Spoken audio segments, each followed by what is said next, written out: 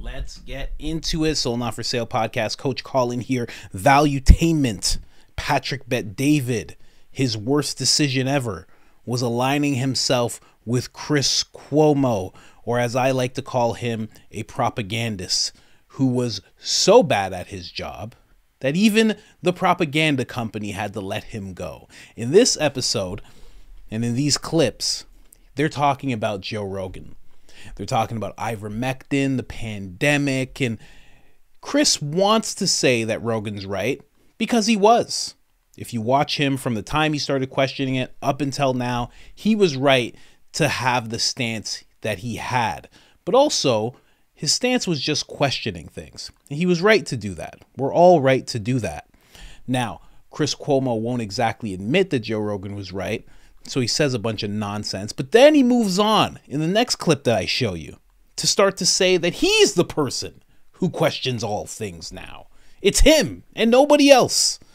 And then the last clip I'm going to show you is Patrick Bet-David and Chris Cuomo talking about Rogan, how smart it was to go to Spotify, how Spotify is the reason he was able to do what he was doing. And then Chris Cuomo rattles off some more terrible takes. And then I'm going to show you exactly who Chris Cuomo was. I'm going to show you the one thing that bugs me about that guy. And it's not just one thing, but this one thing stands out the most. Let's get into it. Why did Joe Rogan blow up in the mainstream media sphere? Ivermectin. Because he became the face of what was seen as irrational resistance. Now, was that fair to Joe? Well, yeah, it made him a huge star. But was it fair on ivermectin? No, it was not fair. In my opinion, other people will disagree. No, that wasn't fair. And that should have been part of our common practice to see if it could help or not. It wouldn't help everybody, but maybe it would have helped. On the vaccine, was it fair? Yeah, because at the time, he didn't have a recognized basis for resistance other than to play to an emotion that was out there. Oh, yeah, but he wound up being right. Listen, just because it winds up coming out that way doesn't mean that you knew anything or that you were right to be pushing it that way. Now, see, here's my concern. All these people are upset. But where are you now about pushing for the answers? About pushing for government to review this? About them telling you what the statistics are and what they are? But Chris, we can't even talk about it here because if we say... Now, this take is just riddled. In such a short period of time, he said so many things that were wrong. Why did Joe Rogan blow up? He became a big star because of what he did during the pandemic. No, he already had the #1 podcast in North America. Okay? So he was already there. He had already gotten the $100 million deal. He was already good. So to say that this is why he blew up, and that the reason that he was doing it was to play on an emotion that was there. All he was doing, and then to say that his stance wasn't right when it came to the shots is absolutely ridiculous. All he did was he was going to get it. It got pulled before he could get it.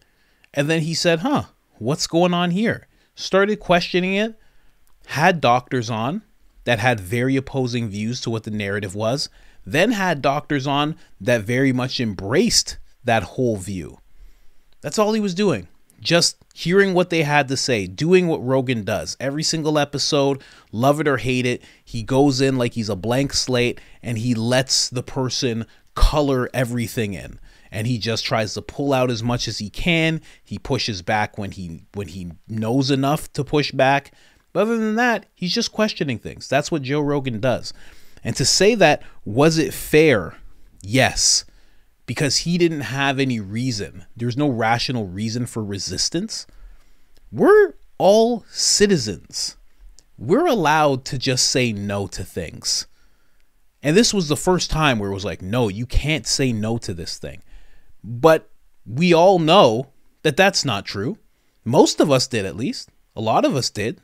Some caved, whatever you had to do. But we all realized we're allowed to question things. And Joe realized he's allowed to question things. And it's like almost like Andrew, or sorry, not Andrew. It's almost like Chris is saying, well, you know, since you didn't have any reason for resistance, well, then what's the other option? You're just fully supposed to embrace it? You're just supposed to do what you're told and sit down and, get your, just get it. Why? It's crazy. Even after he gets fired from the mainstream media, it would be so different if he was just reading the papers. That's why this guy annoys me so much, because it'd be different if he was just reading the papers, and when the papers are gone, he's like, oh, well, I can say whatever I want now. Like Tucker all of a sudden was unleashed, and he was just like, okay, I'm going nuts. Let's go. I'm putting out all sorts of content now. But it's like the mainstream is in this guy's heart. He's still sitting there saying these type of things about Joe Rogan. He had no reason to be resistant, and he was just playing on an emotion that was there. He's saying that that was a very cunning way of saying he was doing it for views. And he wasn't doing it for views. He was doing exactly what he always does. He always talks to doctors. He always talks to archaeologists. He always talks about aliens. He always talks about, should I do this or should I do that?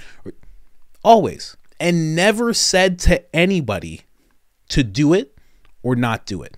Never said to not one person, even to this day, never said, even when he had his own protocol, when he got sick, didn't tell anybody to do it. Absolutely ridiculous. I do not understand why Patrick Bet-David aligned himself with this person. It's just such a terrible, terrible, terrible thing to do. We're going to get into the next clip right now. He's the one. It's not Rogan. It's not Rogan questioning things. We'll get into it. Let's go. But why does it need to be political? You know who's reporting on the increase in all of these net mortality things? Me. You won't see a story about it anywhere else on any of the big media platforms. I'm doing it with my doctor, who's afraid to talk about it because she's afraid that she'll have people come after her practice. But she's doing it anyway because she cares. So if I were part of some conspiracy to have people be sick, I would not be reporting on these things. No, I wouldn't even be telling you that I am sick. I think a part of one, people can say whatever they want to say. If a person's willing to. So that right there. So now he's saying he's the one. He's the one who is questioning everything. He's the one basically doing what he said Rogan was doing, and that what Rogan was wrong for doing. And he's doing it with his doctor, who's afraid she'll lose her practice. That's exactly what Rogan was doing. Doing it with doctors that were a little scared, but felt like they had to say something. And at that time, Chris massively opposed it. Massively opposed it. And unlike Rogan, who did not say to do it or not do it, he told people to do it. He kept telling people to do it. He shamed people who didn't do it. He acted, he coerced. It's such a vile act to do what this guy did. Such a vile act to do what this guy did.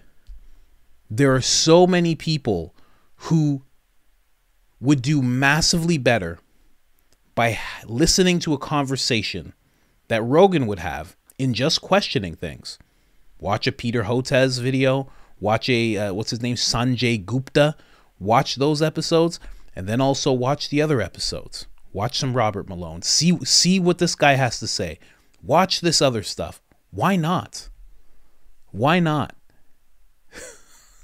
For him to be like, and I'm the only one reporting on it. You won't see it. And again, like I said, it's in his heart, this mainstream thick, oily substance. It's in his heart.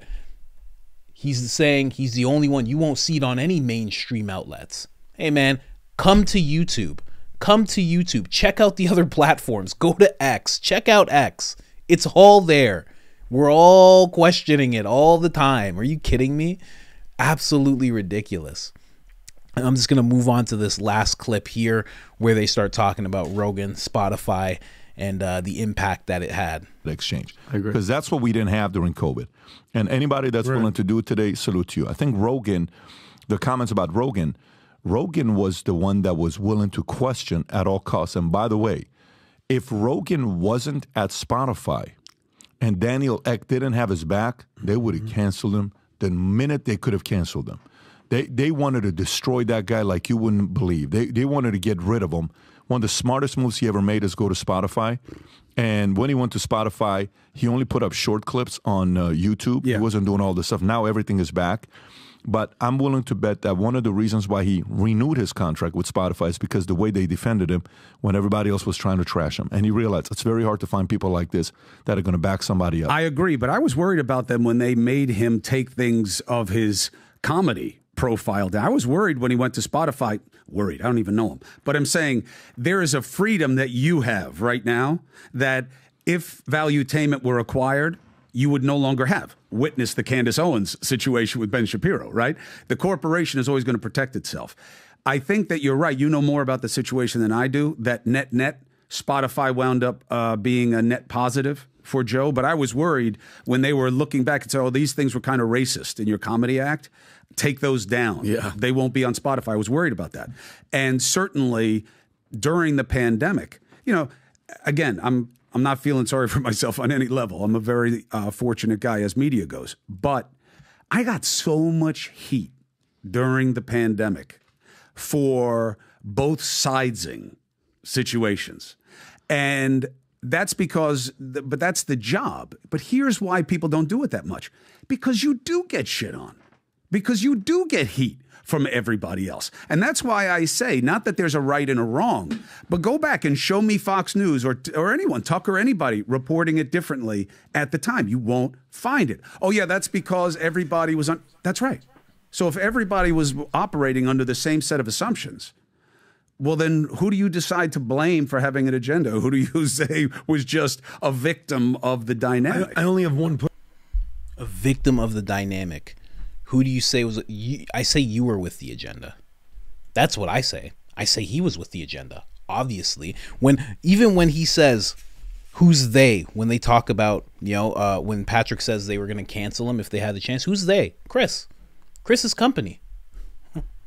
The company that he's with. Obviously, it's not his company. The company he's with. That's who would have canceled him. And you know who they would have sent in? Him. Guys like him, talking heads like him, who were just saying whatever they were told. And now that he's out of that whole thing, he's trying to say, oh, I was given bad information. I thought you were a journalist, man. What are you talking about? You were given bad information. Who gave it to you? You work with a team of people? They all gave you bad information? None of them came with opposing views? You didn't send, even if you do have people that you send out researchers, you didn't send one to find out this side of things and the other to send out this side of things? What are you talking about? Of course you had an agenda. Of course you had talking points that you were given. And that's the thing about Tucker. He blew this all wide open. He's talked about this extensively. How many people in how many different companies that are taking their talking points from agencies. Absolutely ridiculous that this guy has this take now. And then has the nerve to be like, I got so much heat for being on both sides. What are you talking about, man? You acted like you were in your basement and you got caught in the Hamptons. What are you talking about? April 12th, 2020, got caught in the Hamptons after saying he was going to stay in his basement for a week or 2 weeks or whatever it was back then. Are you kidding me? I don't know. And the fact that these guys in Valuetainment sit there and they're like, yeah, is just so, I don't get it. I don't get how they could do that. Especially Vinny. I have so much respect for Vinny. Adam, nobody wants to hear Adam talk. Whatever. Adam could leave. It'd be fine. If he walked out of the podcast, I wouldn't even notice. But Vinny and Patrick and Tom, if he's there, for them to be listening to this guy, understanding what they understand about mainstream media, seeing how they were all in lockstep and listening to him say this and all nod their head along, absolutely ridiculous. Especially when he's talking about Rogan. Patrick was on JRE saying there's protection for you, there's friendship for you, there's brothership for you, here's a microphone, here's this gift, here's that gift, here's that gift. And you're hearing this guy say this stuff? Man, I'm not saying he should be on the attack for Rogan or anything. I can't say that because you can't expect that from another man. I don't know Rogan and I don't know Rogan and I don't know Patrick. So I can't expect that. But it's just weird, man, because you look at this podcast so much. I don't know about you, but I watch it, Patrick Bet David's podcast, and they present themselves as being very intelligent, or at least having access to a lot of information, and they're willing to question things. And the fact that a podcast where you're willing to question things, you're willing to look at both sides, which is why they have Adam and Vinny, because they're very much different in their political stances, and they're not questioning this guy. Neither of those sides are questioning this guy as he says these things that are clearly lies. Clearly lies. Absolutely ridiculous. And you think I'm not going to play it? Oh, hell no. Of course I'm going to play it. Look at this clown. Here is the official re-entry from the basement, cleared by CDC. A little sweaty, just worked out. Happens. This is what I've been dreaming of, literally for weeks. My wife, she was cleared by the CDC. She doesn't have fever. She doesn't have the symptoms anymore. More than 7 days from her quarantine. We're still a little scared, so I'll just give you one of these. Just give you one of these. Just give you one of these. Just give you one of these. Bella has, of course, taken the video.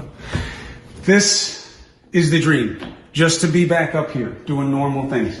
Thank you for being so nice to me. Thank you for taking care of everything you had to. Thank you for taking care of me. And Bella, thank you for stepping up and now adding family videographer to your resume. We have some presents. She's rolling her eyes. Wow. It's not for me. Thank you. This is for when we go outside. That's what we have to do now, all of us in New York. So anyway, I'm back. Let's get after it. Absolutely ridiculous. Absolutely ridiculous. Like that wasn't done to make people fall into lockstep. And then I even decided to go to AI. I'm like, forget what I think, because that's what I think. I went to AI and asked it. It's like Chris Cuomo, CNN anchor, was not continuously in his basement throughout the quarantine. Although initially quarantined himself in his basement after testing positive, he was spotted out and about in the Hamptons on exactly. I knew I had the date right. April 12th, 2020, which was over a week before his official re-entry from his basement on April 20th, 2020. Absolutely ridiculous.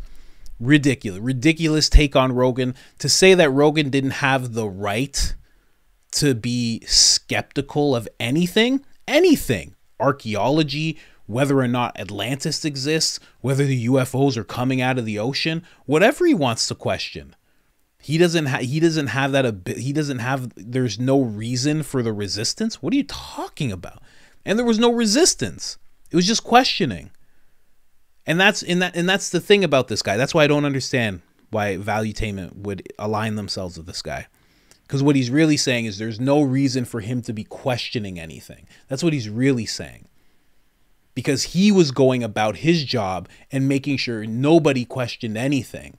And that they were looked at as less than if they did question everything.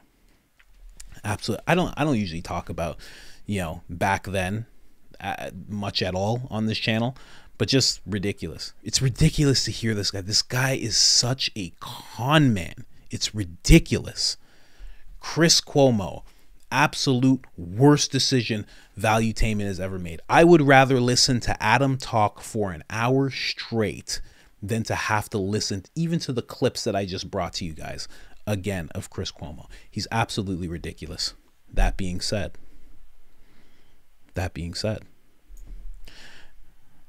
there's another video I'm going to do on my main channel. He might be there. He may not be talking, but he might be there. I'm very annoyed with that guy. Very annoyed with that guy. In fact, I'm so annoyed that I'm not even doing this regularly on X. I'm going to put this on X and on YouTube, and I'm going to tag him in X. I don't usually do that. I don't tag Rogan or anybody. I don't do that. I don't need that. But I'm going to tag him because I wanted to know how I feel. Absolutely ridiculous. You're a con man. You are a con man, and you're still doing it. You're still doing it, and you know you're still doing it. Anyways, guys, like, subscribe, all that good stuff. I'm out.